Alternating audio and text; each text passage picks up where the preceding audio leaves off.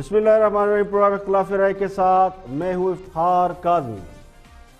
नवाज शरीफ और मरियम नवाज की खामोशी पर सवालात बढ़ते जा रहे हैं। अब अपोजिशन की दूसरी जमातें भी इस हवाले से सवाल उठा रही हैं कि क्या ये खामोशी किसी मफाहमत या डील के तहत हुई है। मुल्क में सियासी हालात ठीक है, ना मुआशी हालात ठीक है। इम्पोर्ट भी कम हो रही है तो एक्सपोर्ट भी 8 माह की कम तरीन सतह पर चली गई है। लेकिन मुल्क की सबसे बड़ी जमात के लीडरान खामोश क्यों है? यह खामोशी अपनी जगह एक बहुत बड़ा सवाल बन गया है। मरियम नवाज या नवाज शरीफ की खामोशी के हवाले से तासुर है कि वो किसी डील के तहत खामोश है और ये डील हुकूमत से नहीं हुई बल्कि ताकतवर हल्कों से हुई है, या दूसरे लफ्जों में एस्टेब्लिशमेंट से हुई है, या फिर हुकूमत से डील हो रही है तो हुकूमत इस तासुर की नफी कर रही है कि उन्होंने कोई डील नहीं की। और इस तासर को साबित करने के लिए वो मरियम नवाज को बैरून मुल्क जाने से रोकने की कोशिश कर रहे हैं। ताकतवर हल्कों से डील के तासर को भी यही बात रद्द करती है कि अगर ताकतवर हल्कों से डील होती तो मरियम नवाज अब तक बैरून मुल्क जा चुकी होती। तो बज़ाहिर यही लगता है कि ना तो एस्टेब्लिशमेंट से कोई डील हुई है, ना हुकूमत से कोई डील हुई है। खामोशी अगर डील का हिस्सा है तो अब तक ये डील मुकम्मल हो चुकी होती। तो फिर बाकी क्या रह जाता है? तो फिर एक और थ्योरी बाकी रह जाती है, और इस थ्योरी को शरीफ फैमिली के करीबी लोग तो उसकी तस्दीक करते हैं, लेकिन लीगी क़यादत और वर्कर्स इस थ्योरी को मानने से इनकारी है। वो इस थ्योरी को नहीं मानते, लेकिन वो थ्योरी अपनी जगह मौजूद है।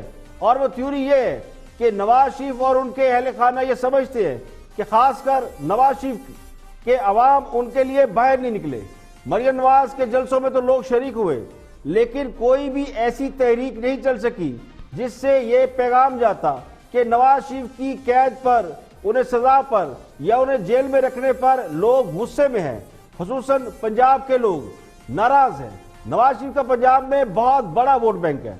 अगर ये सारा वोट बैंक एहतजाज के लिए बाहर निकलता, ना भी निकलता, इसका चौथाई हिस्सा भी निकलता, तो या कम से कम अपना रद्द-ए-अमल देता, तो फिर भी हुकूमत हिलकर रह जाती और ताकतवर हल्के अपनी सोच बदलने पर मजबूर हो जाते।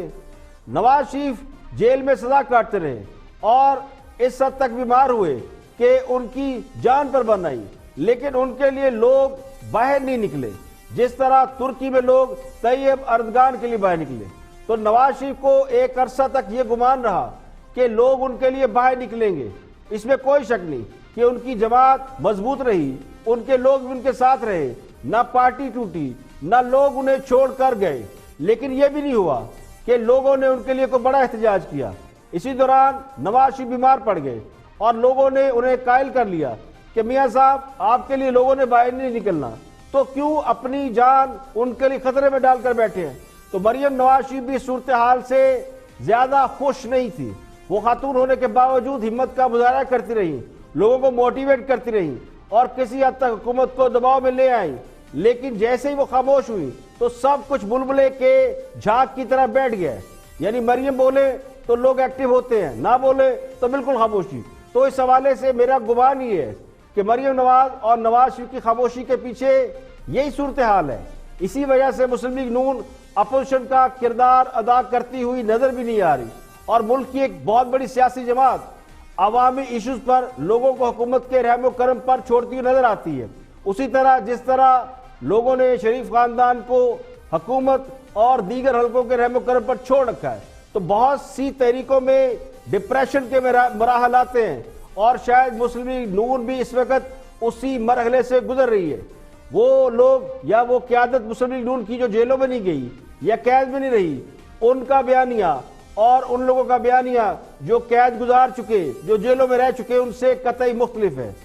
मरियम नवाज और नवाज शरीफ की खामोशी मुझे किसी डील या हिकमत अमली से ज्यादा मायूसी का नतीजा लगती है। प्रोग्राम में और भी हम मौजूद शामिल हैं, देखते हैं हाईलाइट। थूकता नहीं है कोई उसका जिस्म, आपके जिस्म पर औरत के जिस्म पर कोई थूकता नहीं है। मैं आपसे रिक्वेस्ट करूंगी मालवी साहिबा अपनी बारी पे, मैं आपके पास वापस Don't talk bloody nonsense, you know?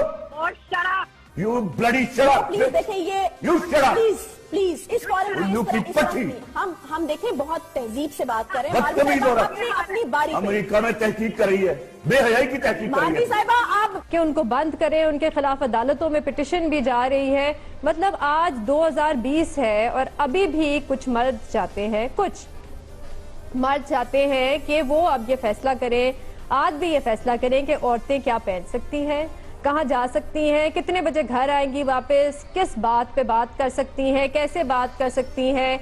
What I'm saying is आपका नजरिया सर आप अलग जज है। कर रहे हैं, आप you are nobody. How You are can an you anchor. abuse? You are an anchor. I'm an anchor. Not a I'm telling judge you for that me, you can't not at all. abuse. You can't No, abuse. not at all. I have every right to abuse the No, person you who- don't. No, Khalid Sahib, you Who don't. you are to judge No, me? you don't. Who you No, are you to judge don't. me? Sir, you don't. Rating बढ़ाने के ये लिए आपकी बदतमीजी कर रहे हैं आप। कि कौन सी रेटिंग? आपकी Who you आपको are दिखा to के judge me? रेटिंग, आप आपको आगे दिखा के पैनलिस्ट रेटिंग, में बैठिए फिर। आपको दिखा के रेटिंग। आप आइए। कहाँ बताए, कहाँ बताए, कहाँ पे बाहर मुझे धमकी दे रहे हैं आप? कि मैं आज़ाद हैसियत से जीत के आपके साथ शामिल हुआ या नहीं हुआ। मेरी बात यह है कि जब आपकी हुकूमत आई तो उस वक्त जब और पीपल्स पार्टी की हुकूमत गई तो आपका जो कुल खसारा था रेलवेज का, PIA का, स्टील मिल का, वो 550 अरब था। जब आप गए तो 1300 अरब हो गया। कि वो एक बड़ी सोच रखते हैं और फिर उस सोच के ऊपर वो जिसको अंग्रेजी में बोलते हैं ना ऑब्सेस हो जाए, कि वो फिर उनकी जहन से वो बात निकलती नहीं है और वो लगे रहते हैं कि जो मैंने सोचा है उसको मैंने हासिल करने के लिए। तो वो एक हिम्मत जो उनके अंदर है कि नाकामी होती भी चली जाए। हुकूमत वो एक्ट करती है जो जिसके पीछे फोर्स ऑफ लॉ हो। हुकूमत कोई ऐसा एक्ट नहीं कर सकती जो उनकी अपनी विम्स पर हो या वो किसी मेलाफाइडी के तहत या पॉलिटिकल मोटिवेशन के तहत करें। हुकूमत के हर एक्ट के पीछे सैंक्टिटी ऑफ स्टैट्यूट होना ज़रूरी है। गवर्नमेंट कोई ऐसी नहीं है कि खबर यह है कि पाकिस्तानी और मुहब्बे वतन पाकिस्तानी जो Canada, America, Europe, Middle East हर जगह मौजूद है, उन्होंने तहैया किया है कि पाकिस्तान के ऊपर जो कर्जों का बोझ है और पाकिस्तान जिसकी वजह से दलदल में फंसा हुआ है और बहुत से मसाइल का शिकार है, पाकिस्तान को इस सूरत हाल से निकाला जाए। और सबसे पहले बात करते हैं इकोनॉमी के हवाले से, उसके बाद बात करेंगे औरत मार्च और आज़ादी मार्च के हवाले से जो कंट्रोवर्सी इन दिनों चल रही है उस पर भी बात करेंगे। लेकिन उससे पहले मिनिस्टर बराए फूड सिक्योरिटी खुसरो मुख्तियार गुफ्तगू कर रहे हैं मुल्क की इकोनॉमी के हवाले से। तो पहले इकोनॉमी को देखते हैं, वॉच दिस। कि मैं आज़ाद हैसियत से जीत के आपके साथ शामिल हुआ या नहीं हुआ। मेरी बात यह है कि जब आपकी हुकूमत आई तो उस वक्त जब और पीपल्स पार्टी की हुकूमत गई तो आपका जो कुल खसारा था रेलवेज का, PIA का, स्टील मिल का, वो 550 अरब था। जब आप गए तो 1300 अरब हो गया। अब जब नई हुकूमत को यह वरासत पे मिलता है तो इनको कहां से फाइनेंस किया जाए। यही हाल सर्कुलर डेट का था। इसके ऊपर आपको एक लॉन्ग टर्म सब जमातों को बैठ के एक आपको देना पड़ेगी। तो पहले आप करेंगे ना, सब हुकूमतों को लेकर जाएंगे, आप करें ना। मेरी बात सुन लें। आप देखिए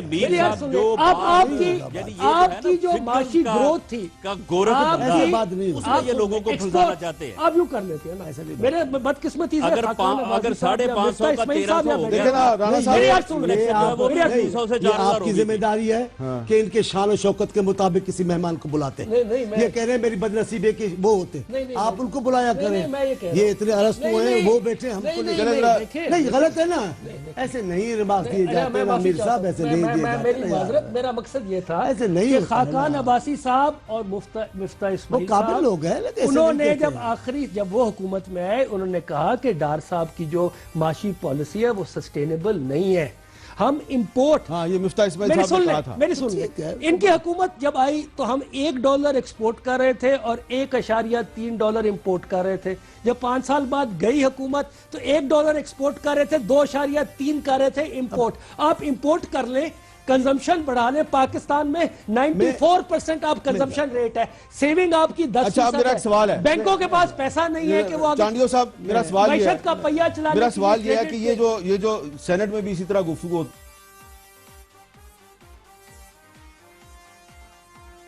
देखिए, जहां वजीर आजम अपोजिशन से हाथ मिलाना पसंद न करें, जिस जमात को अपने अलावा सारे चोर उचक्के नजर आए, जो अपोजिशन का जमहूरी हक और मैंडेट भी तस्लीम न करे और फिर वो अपोजिशन से तवक्को रखे कि वो सारी इंतकामी कार्रवाइयाँ ज्यादतियाँ फरामोश करके हुकूमत के आगे सरबसजूद हो जाए, तो ये मुमकिन ही नहीं। क्या हुकूमत ये समझती है कि अपोजिशन 100 जूते भी खाए और 100 प्याज भी? सवाल ये है कि मौशरत के हवाले से हुकूमत जो अदाद शुमार देती है उन्हें बिलफर्ज दुरुस्त भी मान लिया जाए और इसके हल के लिए जो तजावीज़ हैं वो भी दुरुस्त मान ली जाए। ये भी मान लिया जाए कि 18वीं तरमीम पर नजरसानी की जरूरत है और इस सिलसिले में मजीद या नई कानून साजी की जरूरत है और उसके लिए अपोजिशन को हुकूमत के साथ बैठना पड़ेगा। तो ये बात तो खुद हुकूमत को सोचना चाहिए कि अपोजिशन को साथ कैसे बिठाया जाए। ये बात तो पहले दिन से यहाँ है कि वो जमातें जो माजी में हुक्मरान रही हैं उनके हवाले से हुकूमत के पास कोई नरम गोशा नहीं। हुकूमत ने अपोजिशन के हवाले से तो चौथा गेयर लगाया हुआ है और वो लोग जिनके बारे में ये शुबा है कि वो आटे चीनी की मद में अवाम को लूट चुके हैं उनके हवाले से रिवर्स गेयर पर चल रहे हैं। यहाँ पे लेंगे एक ब्रेक और ब्रेक के बाद जब वापस आएंगे और भी हम मौजूदात आपके साथ शेयर करेंगे। हमारे साथ रहिएगा। Welcome back. आप देख रहे हैं प्रोग्राम इख्तिलाफ राय और मैं इफ्तिखार काज़मी। अब बात करते हैं मीडिया पर इन दिनों एक बहुत ही अहम मौजू ज़ेर बहस है और वो है ख़वातीन का मार्च, जिसे औरत मार्च या आज़ादी मार्च का नाम दिया गया है और उसका स्लोगन ये है, मेरा जिस्म मेरी मर्जी। इस नाम से ख़वातीन एक मार्च कर रही है जिसे औरत मार्च भी कहा जाता है। ये ख़वातीन की आज़ादी के हवाले से है। तो मेरा जिस्म मेरी मर्जी के नाम से शुरू होने वाला औरत मार्च इस वक्त समाजी और मजहबी हलकों में वजह तनाज़ा बन गया और एक तूफ़ान बदतमीज़ी है जो कि मीडिया का इस वक्त हिस्सा बना हुआ है। मेरे पास तुम हो एक मकबूल ड्रामा था जिसकी मकबूलियत की वाहिद वजह एक वफादार शौहर और बेवफा बीवी की कहानी थी। इस ड्रामे के मुसन्नफ या तहलीलकार खलील रहमान कमर हैं और वो ड्रामा नवीसी में एक बहुत ही मोतबर क्रेडिबल नाम समझ जाते हैं। बेहतरीन मुकालमा नवीस है, उनके मुकालमे बहुत मकबूल हैं, पब्लिक उनको बहुत ही पसंद करती रही है। एक टीवी टॉक शो में उनका सामना मारवी सरबंद नामी एक खातून से हुआ जिनकी शोहरत NGO के हवाले से है लेकिन वो सियासी तजिया निगार और सहाफत से मुंसलिक है। एक मुतनाज़ा शख्सियत के तौर पर भी उन्हें जाना जाता है। तो खलील रहमान कमर ने मारवी सरबंद के साथ जो रवैया इख्तियार किया उसकी कुछ हल्के पजीराई कर रहे हैं और सोशल मीडिया इस वक्त मैदान जंग बना हुआ है। बहुत से लोग उसे बुरा भी समझ रहे हैं और बहुत से लोग उसकी मुखालफत भी कर रहे हैं। तो इस वक्त खलील रहमान कमर भी एक मुतनाज़ा शख्सियत के तौर पर सामने आए हैं और मारवी सरबंद तो पहले ही मुतनाज़ा हैं। पहले इन दोनों की गुफ्तगू देखते हैं कि ये कहां से शुरू हुई और ये कहां तक जा रही है। सवाल तो सबसे पहले ये है कि अदालत ने अगर ये मना कर दिया है कि मेरा जिस्म मेरी मर्जी जैसे गलीज और घटिया नारे को मिनहा कर दिया जाए तो मैं इस कर्रो फर्क के साथ मारवी शर्मा साहब को बोलते हुए सुनता हूं तो मेरा कलेजा हिलता है। मैं उस मुल्क का बाशिंदा हूँ जहाँ बीच में मत बोलिए, चले आप उनको मौका दीजिए। मारवी साहिबा बीच में मत बोलो तुम। मारवी साहिबा तेरे जिस्म में है क्या? तेरे जिस्म में है क्या? उस पर मर्जी चलाता कौन है? मारवी साहिबा प्लीज प्लीज अपना जिस्म देखो जाके। आप अपनी बारी पे बात करेंगे। Don't talk in between the lines. Please decorum का ख्याल रखिए। तेरा जिस्म है क्या बीबी? बोलने दे इनको। थूकता नहीं है कोई उसका जिस्म आपके जिस्म पर। बेहया औरत के जिस्म पर कोई थूकता नहीं है। मैं आपसे रिक्वेस्ट करूंगी मारवी साहिबा अपनी बारी पे। मैं आपके पास वापस don't talk bloody nonsense you know. You bloody shut up! Please देखिए ये You shut up! प्लीज इस फॉरम हम देखें बहुत तहजीब से बात करें। बदतमीज हो रहा अपनी बारी पे। अमेरिका में तहकीक कर रही है, बेहयाई की तहकीक कर रही मारवी है। साहिबा आप तेरी ऐसी की तहसील तू मारवी साहिबा आप बदतमीजी लगा। मैंने आपसे रिक्वेस्ट की बकवास मत कीजिएगा। चले खलील साहब तेरा जिस्म है क्या? थूकता नहीं कोई मर्द उसके ऊपर। शक्ल देखो अपनी जाकर। खलील साहब देखें आप मैंने आपसे सवाल मैंने आपसे रिक्वेस्ट की, बस अब एहतराम कहा, सलाम किया और अर्ज की कि मैंने आपकी बातें पूरे गौर से सुनी। मेरी एक बात सुनी आपने। गाली बड़े अभी और ये मुझे तमीज की तकरीर कर रहा है। आप मेरी रिक्वेस्ट मानिए, प्लीज अपनी बारी पे बात कीजिए। इस घटिया औरत को लिया आपने मेरे साथ पैनल में। जी खलील साहब इनको चुप कराइए, मैं बात करता हूं। मैं बात करने दें इनको। ये जो गुफ्तगू आपने देखी, ये वो वजह तनाज़ा बनी और उसके बाद फिर सोशल मीडिया सही मानों में सोशल मीडिया बन गया और वहाँ पे ये एक सोशल इशू के तौर पे देखा जा रहा है। तो खलील रहमान की शख्सियत का एक और पहलू देखा गया। वैसे तो खुद को मर्दों का तर्जमान समझते हैं, यानी मेल सोसाइटी, वैसे सोसाइटी मेल डोमिनेटेड है, लेकिन वो खुद को उसका रिप्रेजेंट भी समझते हैं। उनकी कई वीडियोस सोशल मीडिया पे आप देख सकते हैं। लेकिन जिस तरह की गुफ्तगू उन्होंने एक खातून से नेशनल टेलीविजन बैठ के की, मारवी सरमद से की, उसकी पजीराई बहरहाल नहीं की जा सकती। अब मेरा जिस्म मेरी मर्जी के नाम से जो औरत मार्च हो रहा है, उसे अगर आप मजहबी हवाले से देखते हैं तो उसकी कोई गुंजाइश नजर नहीं आती, और अगर उसे पाकिस्तानी मुआशरे के हवाले से देखते हैं तो भी उसे डाइजेस्ट करना मुश्किल है। लेकिन चूंकि दुनिया हर हवाले से तब्दीली की तरफ चल रही है और पूरी दुनिया इस वक्त ग्लोबल विलेज है, तो ये मुमकिन नहीं कि उसके असरात हम तक ना पहुंचे। तो हमारे बहुत से लोग हैं जो उसके असरात कबूल कर लेते हैं, लेकिन आप अगर किसी चीज को गलत समझते हैं तो उसे रोकने के लिए गलत तरीका तो अख्तियार नहीं कर सकते, कोई मुनासिब तरीका कार जरूर अख्तियार किया जा सकता है। तो कुछ लोग मेरा जिस्म मेरी मर्जी की जो तशरीह कर रहे हैं, उसके मुताबिक अगर कोई खातून आपसे शादी पर राजी नहीं तो आप उसके चेहरे पर तेजाब नहीं फेंक सकते। तो यहां तक तो बात ठीक है, अगर कोई खातून तालीम जारी रखना चाहती हो तो उसे पढ़ने से नहीं रोक सकते। तो औरत के बुनियादी हकूक़ का एहतराम वगैरह, तो ये सब बातें तो ठीक है। तो मर्दों के इस माशरे में खवातीन को इसके अलावा उनकी मर्जी के मुताबिक जिंदगी बसर करने का हक, एक बहुत बड़ा सवाल है। पहले तो ये देखना चाहिए हक मिलता है या नहीं मिलता, और अगर नहीं मिलता तो औरतें मार्च कर रही हैं। लेकिन इस्लामी माशरे में खवातीन का इस तरह सरेआम बाहर निकलना, ये किसी भी हवाले से मुनासिब नहीं समझा जाता। लेकिन सवाल ये है कि जो हमारी सोसाइटी, चूंकि पूरा माशरा एक पोलिटिसाइज माशरा है, तो जब पोलिटिकल पार्टीज तहरीकें चलाती हैं या मार्च करती हैं या जलसे करती हैं, तो अगर उन जलसों में खवातीन बाहर निकल सकती हैं तो फिर औरत मार्च को रोकने का जवाब क्या है? इस बहस से कतई नजर कि मेरा जिस्म मेरी मर्जी की तशरीह में जाए बगैर खलील रहमान से मंसूर अली खान ने उनके इस रवैये के हवाले से कुछ अहम सवाल किए, तो उन्होंने इसका जो जवाब दिया वो भी एक कंट्रोवर्सी बन गई है। लोगों को गेस्ट को इंटरप्ट किया जाता है, वो दोनों एक दूसरे को गालियां नहीं देते इस तरह। और आपके हवाले से आपके please don't call me, come over here. जी जी, I don't want to come and sit then. अगर मुझे किसी ने इंटरप्ट करना तो मैं किसी को इंटरप्ट नहीं करता। आपको इंटरप्ट नहीं कोई कर रहा। What I am saying is आपका नजरिया सर आप क्या कर रहे हैं? आप you are nobody. How you are can an you anchor. abuse? You are an anchor. I am an anchor. Not a judge for me. Not at all. You can't no, not at all. I have every right to abuse the No, person. you don't. No, Khalid sir, you don't. Who you are to judge No, me? you don't. Who you are to judge me? Sir, you don't. Rating बढ़ाने के लिए बदतमीजी कर रहे हैं आप। कि कौन सी रेटिंग? आपकी आपको दिखा के रेटिंग। आपको दिखा के रेटिंग में बैठिए फिर। आपको दिखा के रेटिंग। आप आइए। कहाँ हो बताएं? कहाँ हो बताएं? कहाँ पे? बाहर मुझे धमकी दे रहे हैं आप? बाहर बुलाने? मैं बाहर कह रहा हूं। आपने कहा ना आए आप। कहाँ? मैं कहता हूं पैनलिस्ट में बैठिए। कौन से पैनलिस्ट बताएं? आप से बदतमीजी कर रहे हैं। आप जो मर्जी बताएं। अच्छा, इतनी सी बात के ऊपर आपको बुरा लग गया? इतनी सी बात के ऊपर आपने इसलिए मारवी सरमद को इतनी गालियां दे दी? इसलिए मारवी सरमद को इतनी गालियां दे दी आपने? मारवी सरमद ने जो किया आपको नहीं याद? सर, मारवी सरमद ने सिर्फ एक बीच में जुमला कहा, मेरा जिस्म मेरी मर्जी। आपको इतना बुरा लग गया? आप गलत कह रहे हैं। आप पूरा प्रोग्राम चलाइए। लेट द पब्लिक बी जज। Should I? Not you sir, that I am talking about the particular case. आपको गुस्सा चढ़ा है। पर्टिकुलर क्यों? आप सारा प्रोग्राम दिखाइए। सर, बात पूरे प्रोग्राम की नहीं, उस पर्टिकुलर जगह पे जहां आपने गालियां दी हैं। अरे सरकार उस वक्त वो डिजर्व करती थी गाली। क्यों डिजर्व करती थी sir? How can you say that? मेरा इस वक्त खलील साहब आपसे इख्तिलाफ चल रहा है ना, इस वक्त चल रहा है। I can't abuse you. मैं आपको गाली नहीं दे सकता। मैंने भी आपको गाली नहीं देखी। मेरा भी इख्तिलाफ चल रहा है सर। तो फिर आपने कल किस तरह दे दी sir?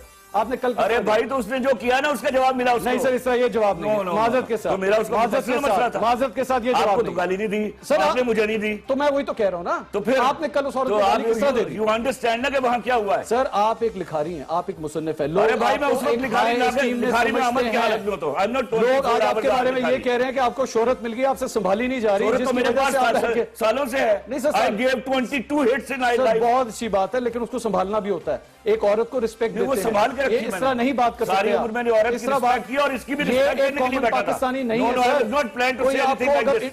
She was plan to do it. She was not. आप उन औरतों की हिमायत करने निकले हैं जो एजेंडा लेकर नहीं सर, मैं मेरा उससे कोई ताल्लुक नहीं। आपका नजरिया तो मुझे लग रहा है गहरा ताल्लुक। साहब, आपका जो मर्जी। मैं पहली दफा देख रहा हूं एक एंकर डायरेक्टली गेस्ट के साथ बहस रहा है। बहस क्यों ना करूंगा आपसे? बहस इस तरह की कर रहे हैं। क्यों ना करूं खलील साहब, क्यों ना करूं? आप मुझे और आप कौन होते हैं मारवी साहब को गाली देने वाले? आप किस तरह गाली? आप कौन होते हैं मुझसे बात करने वाले? मारवी साहब वो एक शेर है जिसका एक मिसरा है कि खुल जाती है दरिया की औकात समंदर में। तो जब तक आप दरिया हैं तब तक तो आपकी एक वैल्यू है, लेकिन समंदर बहुत बड़ा होता है। तो ये मीडिया, वास्ट मीडिया इस वक्त वो एक समंदर बन चुका है। तो खलील रहमान की गुफ्तगू को अगर देखा जाए, वो अगर शाइस्ता नहीं थी तो मंसूर अली खां का भी मेहमान के साथ रवैया कुछ ज्यादा मुहज़्ज़ब नहीं था। लेकिन चूंकि एंकर का काम सवाल पूछ रहा है, रूडनेस नहीं है, तो यहाँ रूडनेस नजर आई। लेकिन दोनों केसेस में खलील रहमान के एग्रेशन भी दुरुस्त नहीं। मैं भी खलील रहमान साहब को थोड़ा बहुत जानता हूँ, काफी पुराना जानता हूँ, और मैं समझता हूँ कि वो कलम के बहुत बड़े कारीगर हैं, बहुत बड़े लिखारी हैं। लेकिन जज्बात के इज़हार के लिए शायद जुबान पर उनका कंट्रोल नहीं है, और जुबान से वो बहुत मुफलिस लगते हैं। अगर वो अपनी बातें गुस्से की बजाय तहम्मुल से करते और पर्सनल हुए बगैर रिमार्क्स देते तो उनकी इज्जत की जाती। औरत मार्च के हवाले से उनका मौकफ हो सकता है, जो भी गलत या सही, लेकिन उनका मौकफ हो सकता है। लेकिन उनका जो लहजा था वो बिल्कुल ठीक नहीं है। अल्लाह ने उन्हें बहुत बड़ा मुकाम दिया है और इस वक्त वो बिला शिरकत गैर बड़े ड्रामा नवीस है। तो मेरी राय ये कि वो खुद को ड्रामा नवीस रहने दें, ड्रामाबाज न बने। साजिद हसन मंटो ने बहुत अरसा पहले लिखा था कि औरतें वो सब कुछ करना चाहती हैं जो मर्द करते हैं, लेकिन वो ऐसा करेंगी नहीं, क्योंकि औरत मर्द जैसी घटिया नहीं होती। तो उन पर भी बहुत क्रिटिसिज्म हुआ था।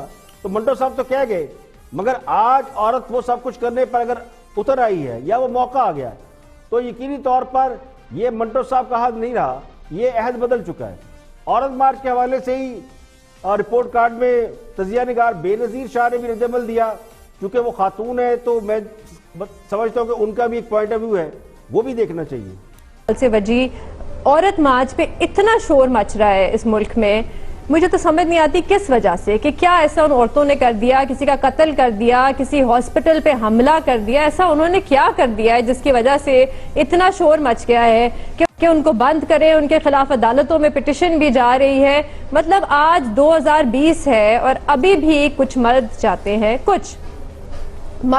हैं कि वो अब ये फैसला करें, आज भी ये फैसला करें कि औरतें क्या पहन सकती हैं, कहाँ जा सकती हैं, कितने बजे घर आएंगी वापस, किस बात पे बात कर सकती हैं, कैसे बात कर सकती हैं। वो चाहते हैं कि अभी भी वो ये फैसला करें। लेकिन मैं एक औरत हूँ और मैं एक इंसान भी हूँ, मेरी अक्ल है, मेरी समझ है, मैं खुद ये फैसला कर सकती हूँ।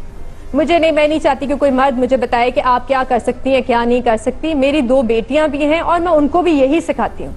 ये तो औरत के हुकूक के हवाले से आप बात कर रही हैं बेनजीर, जिस पर कोई दो राय नहीं हो सकती। साथ साथ हम इस मौजू को भी देख लेते हैं कि टेलीविजन चैनल्स वाले ऐसे लोगों को बुलाते क्यों हैं। कोई अच्छा लिखारी हो तो इसका मतलब हरगिज ये नहीं है कि वो अच्छा सोर्स भी है, अच्छा बोल भी सकता है। उसे बुलाकर ये मौका देना कि वो जहर उगले, नामुनासिब जुबान का इस्तेमाल करे, गाली किसी मर्द को भी नहीं दी जा सकती, किसी औरत को भी नहीं दी जा सकती। इस तरह की जुबान का इस्तेमाल, कहाँ जा रहे हैं हम लोग? नहीं, क्योंकि ये एक ट्रेंड बन गया है ना वजी, ये एक ट्रेंड बन गया है। क्योंकि औरत मार्च के खिलाफ, जैसे मैंने कहा, पिटिशन भी जाती है, उनके खिलाफ शोर भी मच रहा है, बिल बोर्ड्स भी लग रहे हैं, पोस्टर्स भी लग रहे हैं। ऐसा उन्होंने क्या कर दिया है? वो सिर्फ सड़क पे आके एक मार्च कर रही हैं, अपने हकूक का मुतालबा कर रही हैं। तो ऐसा एक ट्रेंड बन गया, एक इशू बन गया। आज आप सोशल मीडिया पे देख लें कितने हैशटैग्स चल रहे हैं। मैं जैसे कह रही थी कि अगर खुदा के सामने औरत और मर्द बराबर हैं तो एक माशरे में बराबर क्यों नहीं हो सकते? और आज, बल्कि कुछ दिन पहले एक ट्विटर पे एक खातून ने लिखा, बड़ा अच्छा उन्होंने लिखा, उन्होंने कहा कि अगर शुक्र करें कि औरतें पाकिस्तान में बराबरी मांग रही हैं, बदला नहीं मांग रही। क्योंकि जिस किस्म का सलूक और जिस किस्म की चीजें औरतों के साथ इस माशरे में होती हैं गैरत के नाम पे, तो हमें वैसे वाकई में शुक्र करना चाहिए कि सिर्फ औरतें बराबरी मांग रही। क्यों खलील रहमान कमर को इतना जहर उगलना पड़ता है लाइव टेलीविजन प्रोग्राम में? देखिए, औरत मार्च अपनी जगह एक मौजू है, लेकिन ये जो सवाल था ना कि खलील रहमान कमर को मीडिया क्यों बुलाता है, उन्हें बुलाना नहीं चाहिए, वो एक काम से लिखा रही है, तो मैं इससे भी इत्तेफाक नहीं करता। खलील रहमान कमर को मीडिया इसलिए बुलाता है कि उन्होंने इतनी इज्जत और शोहरत कमाई है कि वो डिजर्व करते हैं। लेकिन मीडिया पर उनके ख्यालात, उनकी राय क्या है, इसका भी एहतराम होना चाहिए। लेकिन यहाँ ये बात भी इंपॉर्टेंट है कि अपनी राय देते हुए उन्हें अपनी जुबान और अपने अल्फाज के चुनाव के इंतखाब में वो बड़ा मुख्तात रहना चाहिए। क्योंकि अब बहुत बड़ा नाम है, उनको किसी से इख्तलाफ हो या उनसे किसी को इख्तलाफ हो, ये नहीं होना चाहिए कि आप लठ लेकर सबके पीछे पड़ जाए। तो मैं समझता हूँ कि ये कंट्रोवर्सी बहुत बड़ी है, जो कि सोशल मीडिया से नेशनल मीडिया और फिर सोशल मीडिया एक कॉम्बो बन गया है और सियासत की बजाय इस सब शायद लोगों को पता भी ना औरत मार्च हो रहा है या कब हो रहा है, लेकिन इस कंट्रोवर्सी की वजह से अब औरत मार्च एक बहुत बड़ा इवेंट बन चुका है और इसमें खलील रहमान साहब का बड़ा हाथ है। मैं समझता हूं कि अगर वो ये सारी कंट्रोवर्सी क्रिएट ना करते तो शायद इसको इतनी अहमियत ही ना मिलती। यहां पे लेंगे एक ब्रेक और ब्रेक के बाद वापस आएंगे और दीगर मौजू भी आपके साथ शेयर करेंगे। हमारे साथ रहिए। Welcome back. आप देख रहे हैं प्रोग्राम इख्तिलाफ राय, मैं इफ्तिखार काजी। ब्रेक के बाद हाजिर खिदमत है। कुछ दोस्तों की बात भी कर लेते हैं कि आजकल उनके पास खबरें नहीं है तो फिर वो कौन सी खबरें हैं जिन पर प्रोग्राम भी हो रहे हैं और तबसरे तजिए भी हो रहे हैं। Watch this.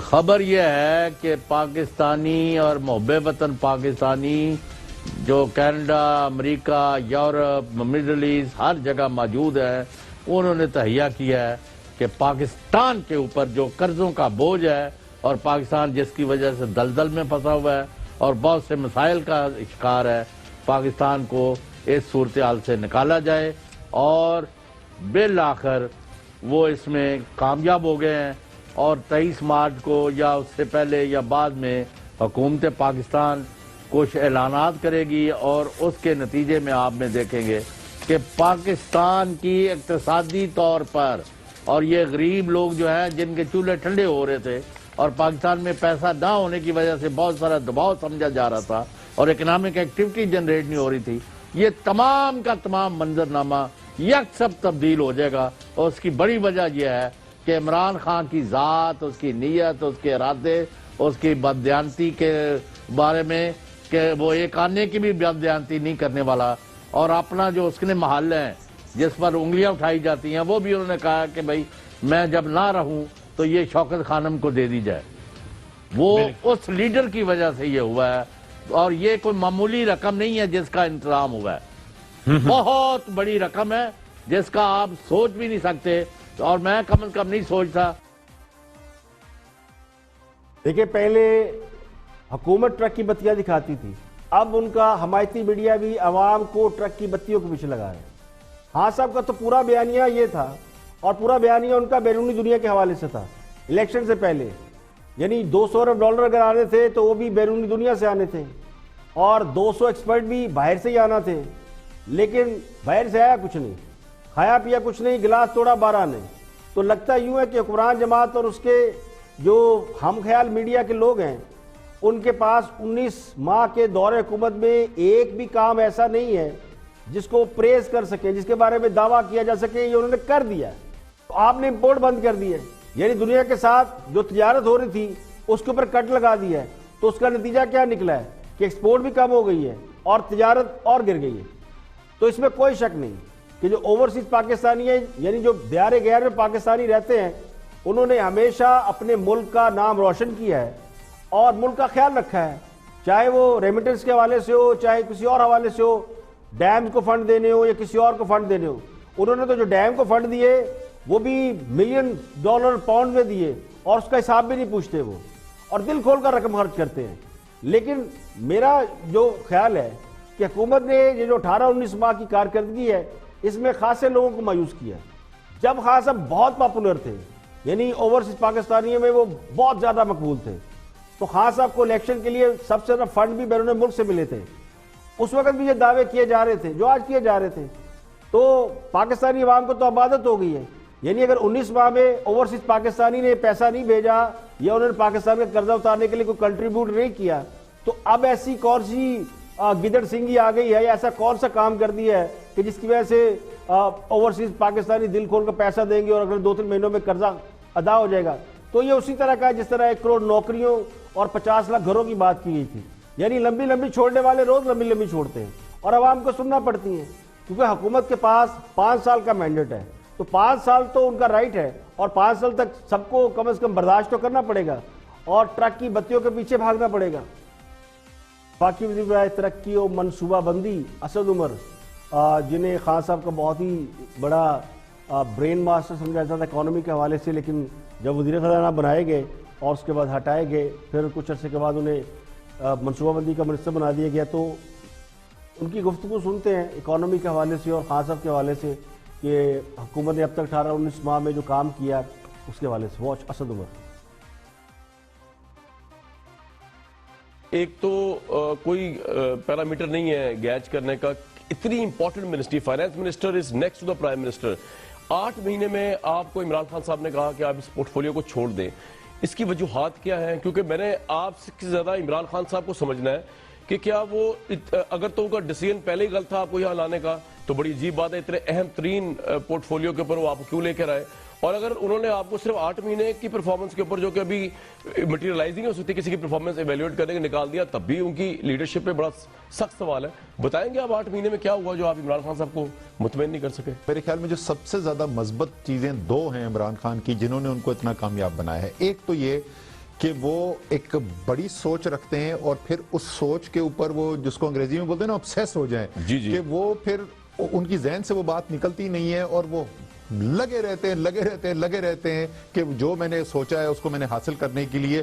तो वो एक हिम्मत जो उनके अंदर है कि नाकामी होती भी चली जाए तो उसके बावजूद जो है वो अपना रास्ता नहीं बदलना और उसी हदफ की तरफ चलते रहना। एक ये बहुत बड़ी उनकी जो है मेरे ख्याल में उनकी कामयाबी का राज है। दूसरी उनकी ये चीज है कि वो मुस्तकिल तौर पर ये भी देखते रहते हैं कि क्या मेरा काम ठीक हो रहा है और क्या गलत हो रहा है। और इसमें सबसे अच्छी बात उनकी ये है कि जब इंसान को मार पड़ती है, हारता है, तो उसके बाद तो ज्यादातर लोग जो हैं वो सोचते हैं कि यार क्या ठीक नहीं हुआ और क्या ठीक होना चाहिए था। वो जीतने के बाद भी अगले दिन बैठ के ये सोच रहे होते हैं अच्छा मैं और क्या बेहतर कर सकता हूँ। इसलिए वो बेहतरी की तरफ चलते चले जाते हैं। तो उसी तरीके से उन्होंने जब से हुकूमत शुरू की से भी उनका। देखिए खान साहब के बारे में तो सबको पता है कि वो 101 यू टर्न ले चुके हैं और वो खुद यू टर्न लेने को फखरी अंदाज में बयान करते हैं। तो खान साहब अगर नाकामियों से नहीं घबराते, रास्ते नहीं बदलते, अपने फैसलों पर डट जाते हैं, तो फिर यू टर्न कौन लेता रहा है? मेरे महबूब वज़ीर-ए-आज़म तो ये कहते हैं कि जो यू टर्न नहीं लेता वो लीडर नहीं होता। लेकिन असद उमर साहब ये फरमा रहे हैं कि प्राइम मिनिस्टर नाकामियों से नहीं घबराते, डट कर खड़े रहते हैं और बार बार उसके अंदर मॉडिफिकेशन करते हैं। दोनों बातों में तजाद है।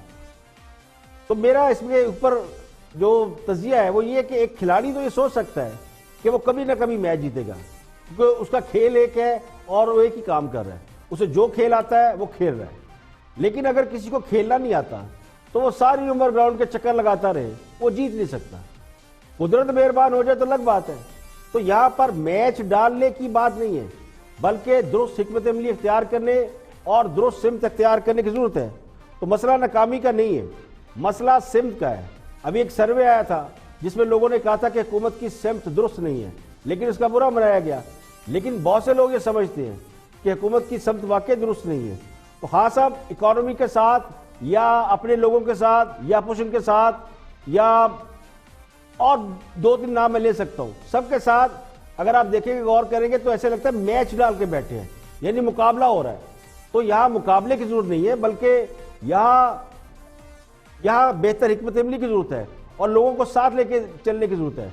आवाम को रिलीफ देने की जरूरत है और बिजनेसमैन को थपकी देने की जरूरत है। तो मैच डालने से कुछ नहीं होगा।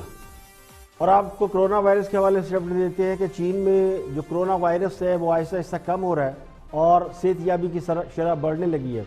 24 घंटों में 2000 से ज्यादा अफराद सेहतयाब होकर घरों को वापस चले गए हैं।